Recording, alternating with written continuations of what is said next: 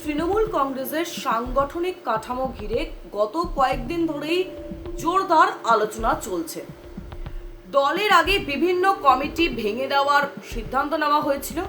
এরপর অনেকের মধ্যেই প্রশ্ন ছিল যে নতুন কমিটিতে ঠিক কারা থাকবেন আর কারা এই গুরুত্বপূর্ণ দলের দায়িত্ব পাবেন, আর এই দলের ভবিষ্যৎ এবং সাংগঠনিক রূপরেখাটি কি হতে চলেছে। অবশেষে সেই জল্পনার অবসান হলো। কালীঘাটে দীর্ঘ বৈঠকের পর তৃণমূল কংগ্রেস তাদের নতুন দলীয় কমিটির নাম ঘোষণা করল। বৈঠক শেষে দলের সাংসদ কল্যাণ বন্দ্যোপাধ্যায় নতুন দায়িত্বপ্রাপ্ত যারা রয়েছেন তাদের নাম প্রকাশ করেন ইতিমধ্যেই, এবং সবথেকে গুরুত্বপূর্ণ বিষয় হলো যে দলের সর্বভারতীয় সাধারণ সম্পাদক অর্থাৎ সেই পদে কিন্তু কোনো রকম কোনো পরিবর্তন হয়নি। আগের মতোই এই দায়িত্বে থাকছেন অভিষেক বন্দ্যোপাধ্যায়, অর্থাৎ দলের জাতীয় স্তরে সাংগঠনিক কাজে তার ভূমিকাই বজায় থাকছে। তার সঙ্গে যুগ্ম সাধারণ সম্পাদক হিসেবে থাকছেন ডেরেক ওব্রায়েন এবং দোলা সেন। আপনাদেরকে জানাবো যে রাজ্য স্তরেও কিন্তু বেশ কিছু গুরুত্বপূর্ণ পরিবর্তন দেখা গিয়েছে। শুধু নতুন রাজ্য সভাপতি হিসেবে দায়িত্ব পেয়েছেন চন্দ্রিমা ভট্টাচার্য, এবং এর ফলে এই দলের রাজ্য সংগঠনের অন্যতম প্রধান মুখ হিসেবে এখন তাকেই দেখা যাবে, অর্থাৎ চন্দ্রিমা ভট্টাচার্য। পাশাপাশি আপনাদেরকে জানিয়ে রাখবো যে জাতীয় কর্ম সমিতির সহ সভাপতি পদে রাখা হয়েছে সুব্রত বক্সিকে। রাজ্য সহ সভাপতির তালিকাও রয়েছে একাধিক নাম। এই পদে দায়িত্ব পেয়েছেন সাজদা আহমেদ, মমতা ঠাকুর অর্থাৎ মমতাবালা ঠাকুর, নয়না বন্দ্যোপাধ্যায় এবং স্বাতী খন্দকার।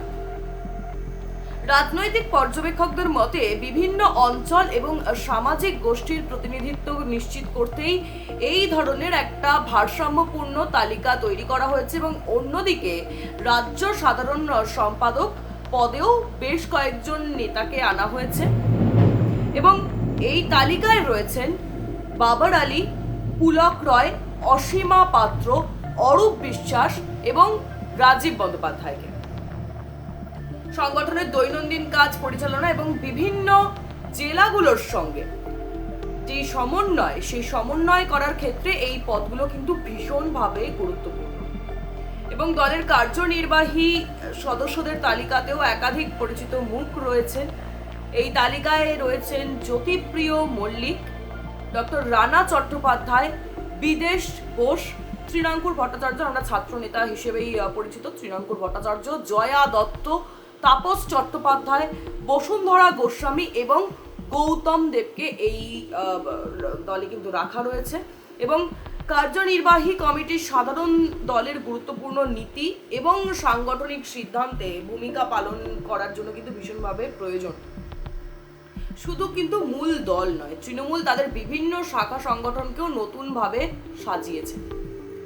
যুব সংগঠন তৃণমূল যুব কংগ্রেস বা TMYC এর সভাপতি পদে থাকছেন সায়নী ঘোষ, আর সাধারণ সম্পাদক হয়েছেন মধুরিমা ঠাকুর।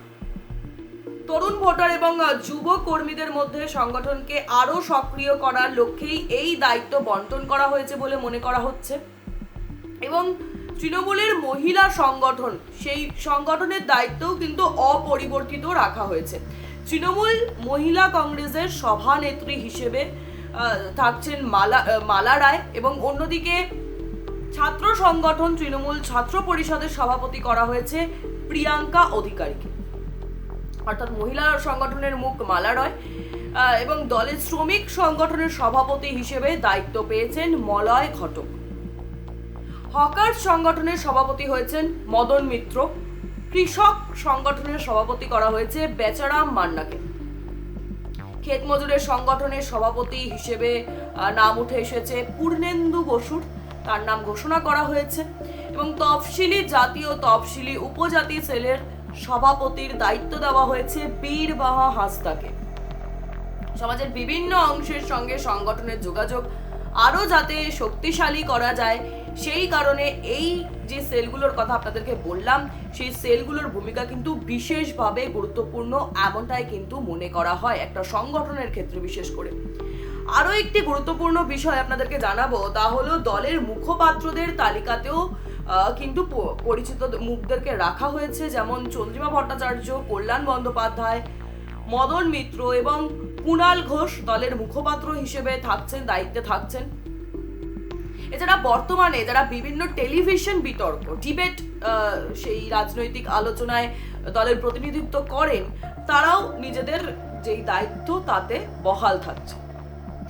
দলের কোষাধ্যক্ষ হিসেবে নিযুক্ত করা হয়েছে শুভাশিস চক্রবর্তীকে। এই অর্থনৈতিক এবং সাংগঠনিক দিক থেকে কিন্তু এই যে কোষাধ্যক্ষ পদটি অত্যন্ত গুরুত্বপূর্ণ একটি পদ।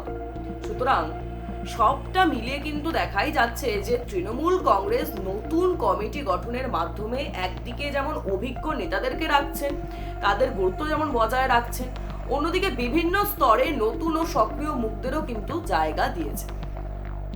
কিছু পদে পরিবর্তন এসেছে, আবার কিছু গুরুত্বপূর্ণ দায়িত্ব কিন্তু আগের মতনই রাখা রয়েছে, যেটা আমরা দেখলাম। এবং এখন আমাদের নজর থাকবে যে এই নতুন সাংগঠনিক টিম আগামী দিনে দলের রাজনৈতিক এবং এই দলের সাংগঠনিক কার্যক্রমকে ঠিক কতটা শক্তিশালী করতে পারে তার উপরে। তবে আপাতত একটা বিষয় কিন্তু স্পষ্ট, যে দীর্ঘ বৈঠকের পর তৃণমূল তাদের নতুন সাংগঠনিক কাঠামো প্রকাশ করে দলের ভিতরে চলা জল্পনা রীতি কিন্তু টানার চেষ্টা শুরু করে দিয়েছে ইতিমধ্যেই।